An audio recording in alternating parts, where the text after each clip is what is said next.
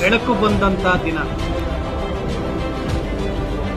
ದೇಶ ಸಹಸ್ರಾರು ವರ್ಷಗಳಿಂದ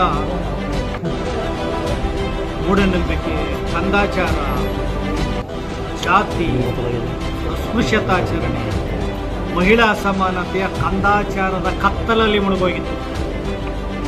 ಈ ಕತ್ತಲಲ್ಲಿ ಮುಳುಗೋದಂಥ ದೇಶವನ್ನು ಬಾಬಾ ಸಾಹೇಬ್ ಅಂಬೇಡ್ಕರ್ ಅವರು ಏಪ್ರಿಲ್ 14ರಂದು ಹುಟ್ಟಿ ಇಡೀ ದೇಶಕ್ಕೆ ಕ್ಷಕಿರಣವನ್ನು ಕೊಟ್ಟವರೇ, ಬೆಳಕನ್ನು ಕೊಟ್ಟಿದ್ದಾರೆ.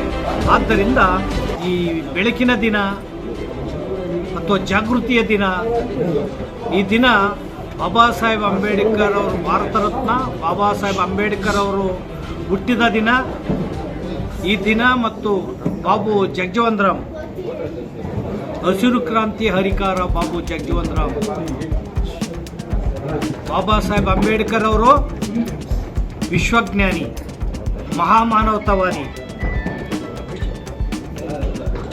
ಸಕಲ ಜೀವರಾಶಿಗಳಿಗೂ ಜೀವಪರವಾಗಿ ಹೋರಾಟವನ್ನು ಅವಿರತವಾಗಿ ಮಾಡಿದಂಥ ಏಕೈಕ ವಿಶ್ವಮಾನವ ಅಂತ ಇದ್ದರೆ ಬಾಬಾ ಸಾಹೇಬ್ ಅಂಬೇಡ್ಕರ್ ಅವರು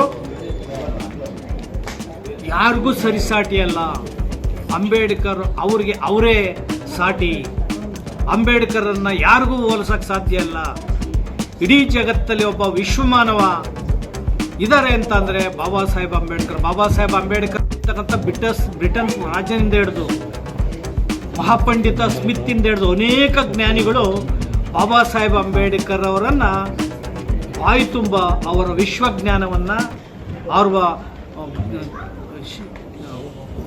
ಮಹಾಜ್ಞಾನವನ್ನು, ವೈಚಾರಿಕ ಪ್ರಜ್ಞೆಯನ್ನು ಹೊಗಳಿದ್ದಾರೆ. ಅದನ್ನು ಸಂವಿಧಾನದಲ್ಲಿ ಬಾಬಾ ಸಾಹೇಬ್ ಅಂಬೇಡ್ಕರ್ ತೋರಿಸಿದ್ದಾರೆ. 32 ಡಿಗ್ರಿಗಳನ್ನು ಮಾಡೋದ್ರ ಮೂಲಕ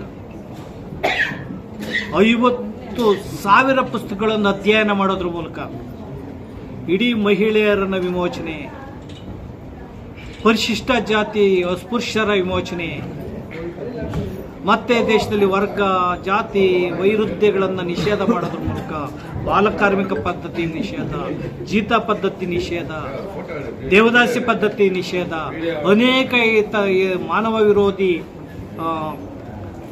ಪದ್ಧತಿಗಳನ್ನು ಬಾಬಾ ಸಾಹೇಬರು ನಿಷೇಧ ಮಾಡೋದ್ರ ಮೂಲಕ ಅವಿರತವಾಗಿ ಹೋರಾಟ ಮಾಡಿದಂತಹ ಏಕೈಕ ನಾಯಕ ಎಂದರೆ ಬಾಬಾ ಸಾಹೇಬ್ ಅಂಬೇಡ್ಕರ್ ಅವರು.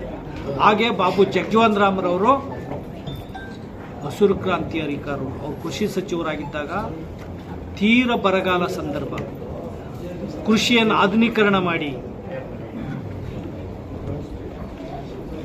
ಕೃಷಿನಲ್ಲಿ ಬದಲಾವಣೆಯನ್ನು ತರೋದು ಬಂದು ಆಹಾರ ಸುಧಾರಣೆಯನ್ನು ಮಾಡೋದ್ರ ಮೂಲಕ 5 ದಶಕಗಳ ಕಾಲ MLA MP ಸಚಿವರಾಗಿ, ದೀರ್ಘಕಾಲ 30 ವರ್ಷಗಳ ಕಾಲ ಸಚಿವರಾಗಿ ಸೇವೆ ಮಾಡಿದ 3 ವರ್ಷದಲ್ಲಿ 39,000 ಕೋಟಿ ಸಿದ್ದರಾಮಯ್ಯನವರ ಸರ್ಕಾರ, ಸಿದ್ದರಾಮಯ್ಯನವರು ದುರುಪಯೋಗ ಮಾಡಿದ್ದಾರೆ.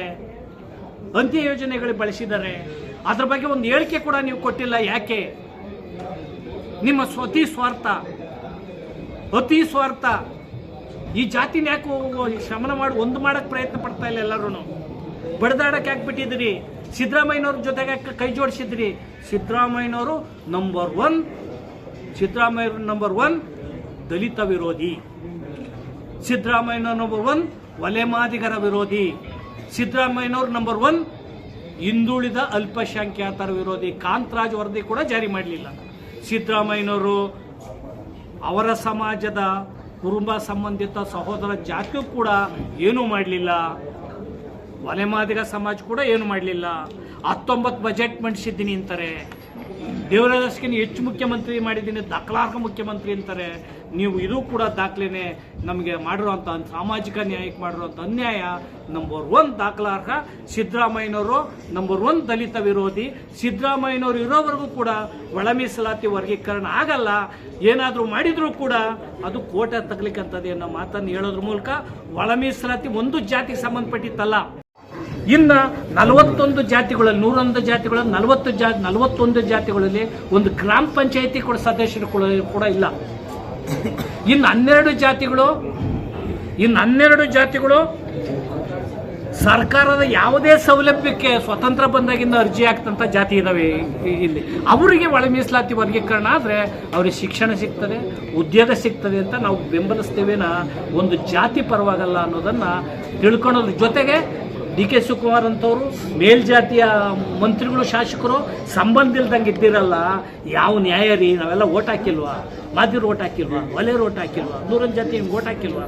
ನಮ್ಮನ್ನ ಯಾಕೆ ಬಡದಾಡಿಸ್ತಾ ಇದ್ದೀರಾ? ಕ್ಯಾಬಿನೆಟ್ ಬಂದಾಗ ಮೌನ ಹಾಕ್ತೀರಾ? ಅವ್ರವ್ರ ಜಾತಿಯವರು ತೀರ್ಮಾನ ಮಾಡ್ಕೊಂಡ್ಲಿ ಅಂತೀರಾ? ಸಿದ್ದರಾಮಯ್ಯನವ್ರ ಜೊತೆ ಗಳಸ್ಯ ಕಂಠಸ್ಯ ಅಂತ ಇರೋರೇನೆ ಒಳ ಮೀಸಲಾತಿಗೆ ವಿರೋಧಿಗಳಿದ್ದಾರೆ. ಆ ಕಾರಣದಿಂದ ಒಳ ಮೀಸಲಾತಿಗೆ ಪಕ್ಕ ವಿರೋಧಿ ಅಂದ್ರೆ ಸಿದ್ದರಾಮಯ್ಯನವರು ಅನ್ನೋದು ಹೇಳೋ ಮೂಲಕ ಬಾಬಾ ಸಾಹೇಬ್ ಅಂಬೇಡ್ಕರ್ ಜಗಜೀವನ ಜಯಂತಿಯನ್ನು ಸರ್ಕಾರದಲ್ಲಿ ಮಾಡಿದ್ದೀರ ನೀವು. ನಾನು ಕೂಡ ನೋಡಿ ಬಂದೆ.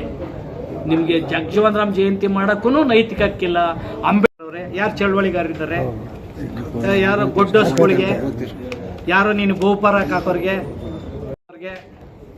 ಫಸ್ಟು ನೀವು ಹೇಳ್ತಿರಲ್ಲ ಏನು ಆಪರೇಷನ್ನು ಕಮಲ ಆಪರೇಷನ್ ನಡೆದಿತ್ತು ಚುನಾವಣೆ ಸಂದರ್ಭದಲ್ಲಿ.